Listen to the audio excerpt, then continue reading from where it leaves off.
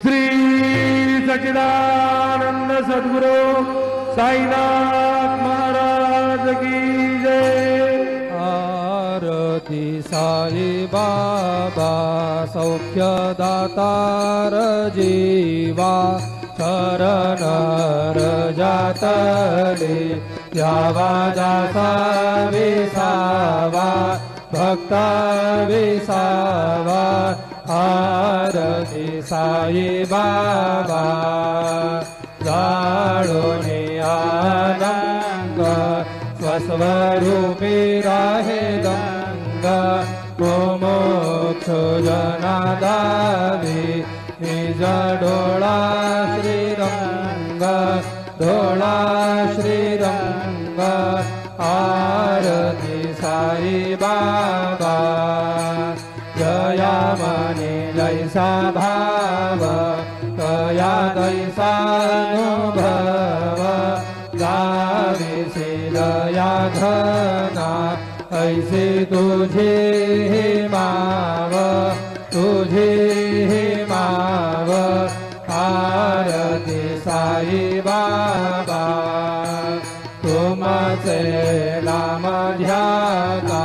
हरे संस्कृती व्यथा। अगाध तव करणी मार्ग दाविसी अनाथा दाविसी अनाथा। आरती साई बाबा कलियोगी अवतार सगुण पर ब्रह्म साचार। अवतीर्ण झाला से स्वामी दत्त दिगंबर दत्त दिगंबर। आरती साई बाबा 8 दिवसा गुरुवारी भक्त करी दिवारी। प्रभुपद पावया भव भय निवारी भय निवारी। आरती साई बाबा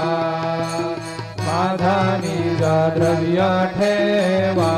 तव चरण रज सेवा। मागणे हेची आता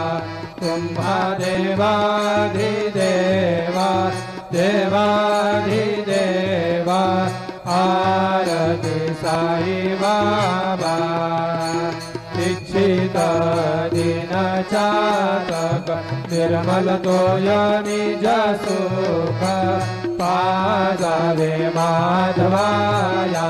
सांभाळ आपुली भाग आपुली भाग।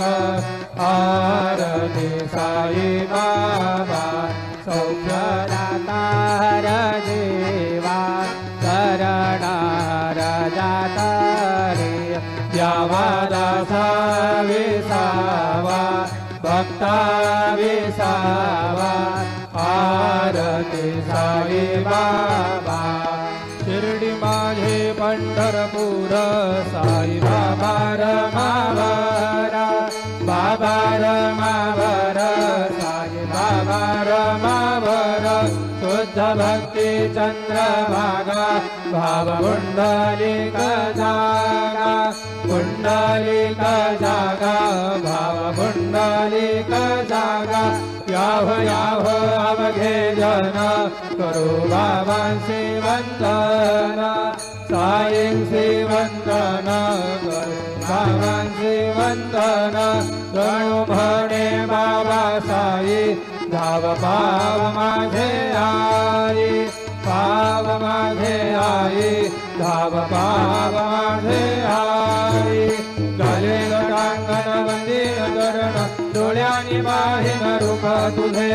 प्रेमे आलिंगिन आनंद पूजे भवे वाळिन भगेन नाम त्वमेव माता पिता त्वमेव त्वमेव बन्धुश्च सखा त्वमेव त्वमेव विद्या द्रविणं त्वमेव त्वमेव सर्वं मम देवदेव कायेन वाचा मनसेन्द्रियैर्वा बुद्ध्यात्मना वा प्रकृतिस्वभावात् करोमि यद्यत् सकलं परस्मै नारायणायति समर्पयामि अच्युतं केशवं राम नारायणं कृष्णदामोदरं वासुदेवं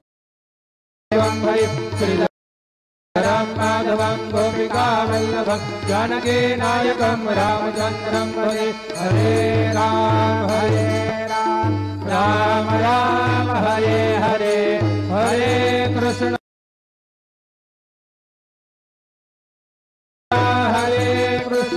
कृष्ण कृष्ण हरे हरे श्री गुरुदेव दत्त अनंता तुला ते कसे रे सवावे अनंता तुला ते कसे रे नमावे अनंत मुखांचा शिने शेष गाता नमस्कार साष्टांग श्री साईनाथा स्मरावे मणिपत्वदा नित्य भावे पुरावे तरी भक्तीसाठी स्वभावे तरावे जगातारुणी मायताता नमस्कार साष्टांग श्री साईनाथा वसे जो सदा दावया संत लीला दिसे अन्य लोकां परी जो जनाला परियंतरि ज्ञान कैवल्यदाता नमस्कार साष्टांग श्री साईनाथा बरालाधला जन्म हा मानवाचा नरासार्थका साधनीभूत साचा करू साई प्रेमा गळाया नमस्कार साष्टांग श्री साईनाथा धरावे करी सान अल्पज्ञबाला करावे अमाधन्य चुंबनिकाला मुखी घाल प्रेमे घराग्रास आता नमस्कार साष्टांग श्री साईनाथा सुरादी गजांच्या पदावंदिताति शुकादि गजान्ते समानत्वदेति प्रयागादितीर्थे परिनम्र होता नमस्कार साष्टांग श्री साईनाथा तुझा जापदा पाहता गोपबाली सदा रंगलीची स्वरूपी मिळाली करी रास क्रीडा सवे कृष्णनाथा नमस्कार साष्टांग श्री साईनाथा तुला मागतो मागणे एक द्यावे करा जोडितो दीन अत्यंत भावे करी मोहनी राजहातारी आता नमस्कार साष्टांग श्री साईनाथा ऐसा येई बासाई दिगंबरा अक्षय रूप अवतारा सर्व हि व्यापक गो श्रुतिसारा अनुसया त्रिकुमारा बाबा येवा काशे स्नान जप प्रतिदिवसे कोल्हापुर भिक्षेसे निर्मल नदी तुंगा जलप्राशे निद्रामाहुर देशे ऐसा येवा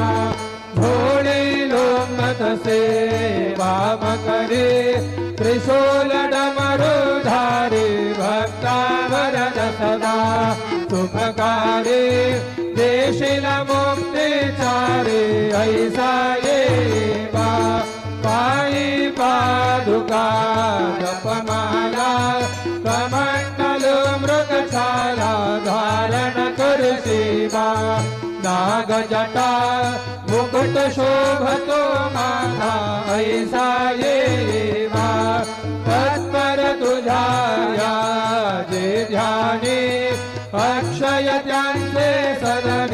लक्ष्मीवास करी विनरजनी रक्षिसि संकट वारुणी ऐसा ये बा या परिध्यान तुझे गुरुराया दृश्य करे नयनाया पूर्णानंद सुखे गाया लावेसी हरि गुण गाया ऐसा ये देवा साई दिगंबरा अक्षय रूप अवतारा सर्वहि व्यापक तू श्रुति सारा अनुसया त्रिकुमारा बाबा ये देवा सदा सत्स्वरूपं चिदानन्दगन्धं जगत्सम्भवस्थान संहारहेत्वं स्वभक्तेच्छया मानुषं नमामीश्वरं सद्गुरुं साईनाथं भवध्वान्तविधवं समर्कन्दमीड्यं मनोवागतीतं मुनिर्ध्यानगम्यं जगद्व्यापकं निर्मलं निर्गुणत्वं नमामीश्वरं सद्गुरुं साईनाथं भवाम्भोधिमगणार्दितानां जनानां स्वपादाश्रितानां स्वभक्ते प्रियाणां समुद्धारणार्थं कलौ सम्भवन्तं नमामीश्वरं सद्गुरुं साईनाथं सदानिम्बवृक्षस्य मूलाधिवासात् सुधास्त्राविनन्ति तमप्यप्रियन्तं करुङ्कल्पवृक्षाधिकं साधयन्तं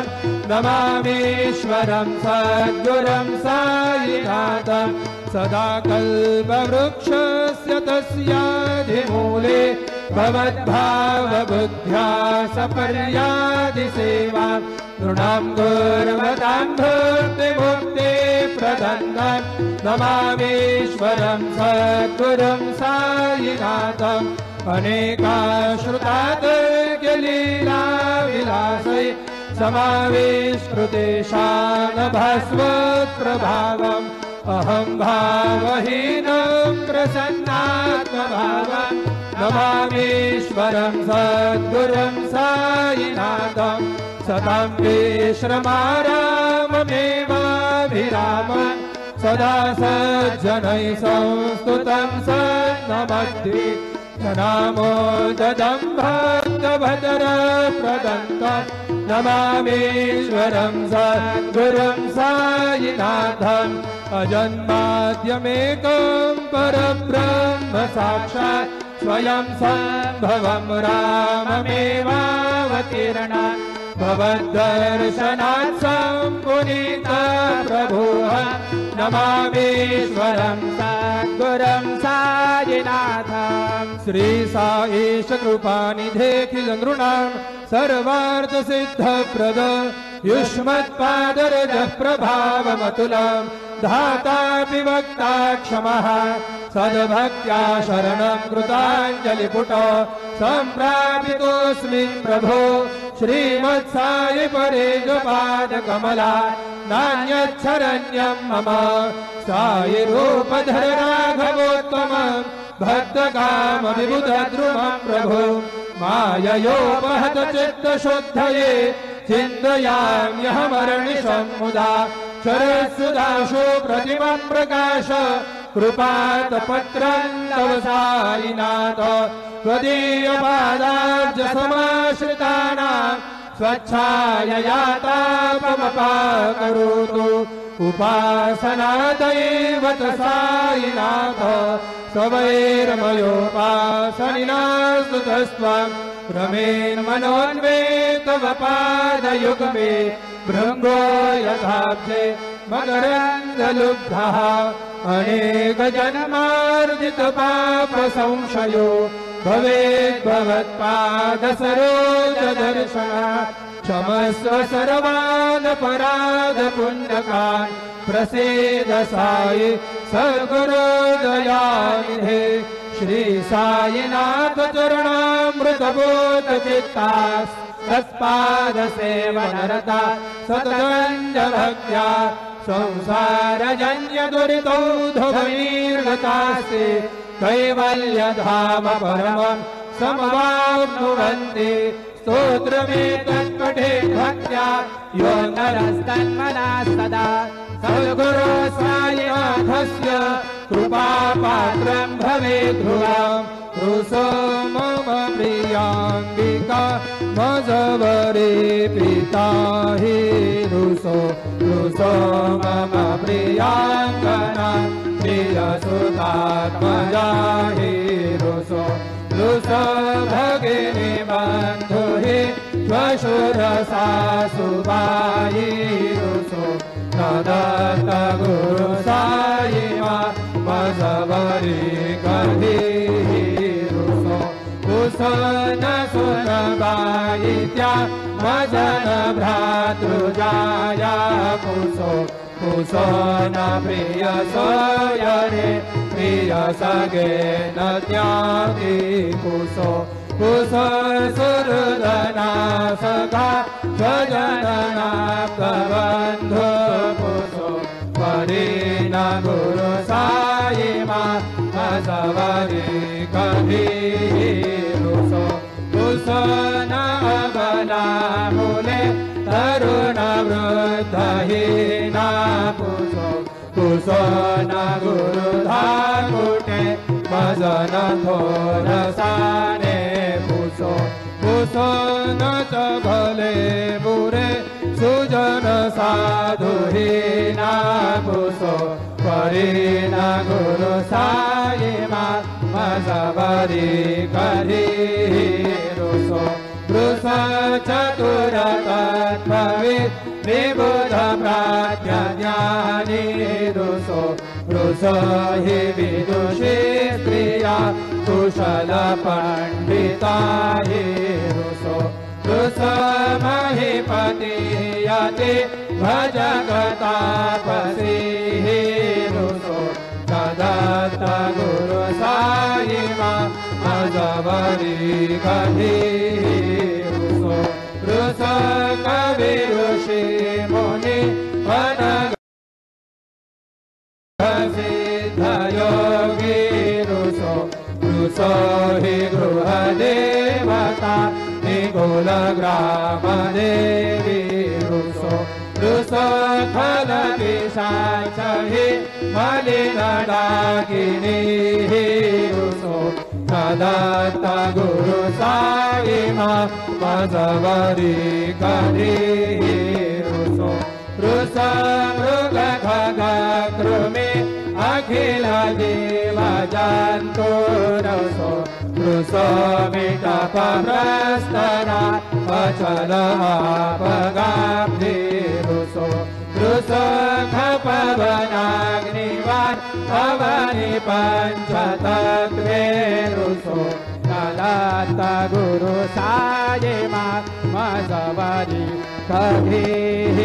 रुसो विमल किन्नर अमल यक्षिणी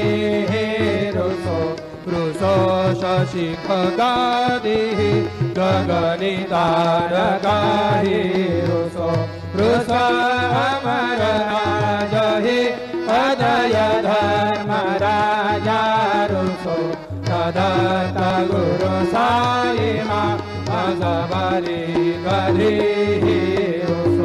रुस मन सरस्वती चपल चित्त देहि रुसो वपुदिशाखिला कठिन काल तोहि रुसो सकल विश्व हि मयितु ब्रह्म गोलं रुसो दत्त गुरु साई मजवरी कहि विमूढ़ मनुनिहस मदन मत्सराहि रसो मृदाभिरुचि उल्लसो जनन कर्दमीनापसो दुर्गधृति साधसो अशिव भाव मागे खसो प्रपंचि मन हे रुसो दृढ़ विरक्ति चित्ति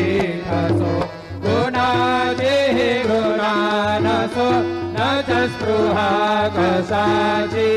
असो सदैव हृदये वसो मनसि ध्यानि सायि वसो पदे प्रणय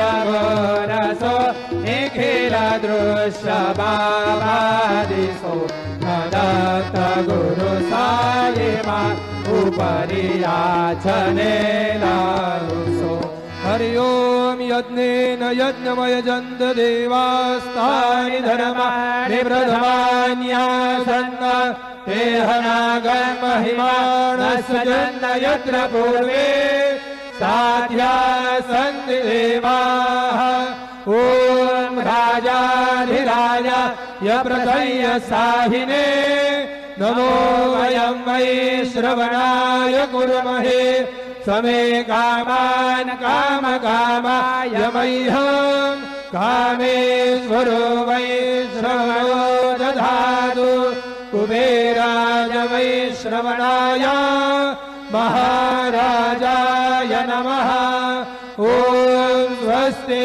साम्राज्यं भोज्यं स्वराज्यं वैराज्यं पारमेष्ट्यं राज्यं महाराज्यमाधिपत्यमयं समन्तपर्यात् ईशात् सार्वभौमः सार्वयुषान्तादापरार्धात् पृथिव्यै समुद्रपर्यन्ताय एकराळितिरप्येजश्लोको भिगीतो मरुतः परिवेष्टारो मरुतस्यावसङ्गृहे आविक्षतस्य कामप्रेर विश्वे देवा सभासदैति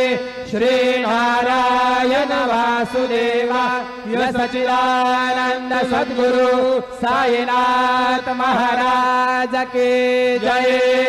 करचरण कृतं वा कायजं कर्मजं वा श्रवणनयनजं वा मानसं वापराधं विहितं वा सर्वमेतत्क्षमस्व जय जय करुणाब्धे श्री प्रभो साईनाथ श्री सच्चिदानंद सद्गुरु साईनाथ महाराज के जय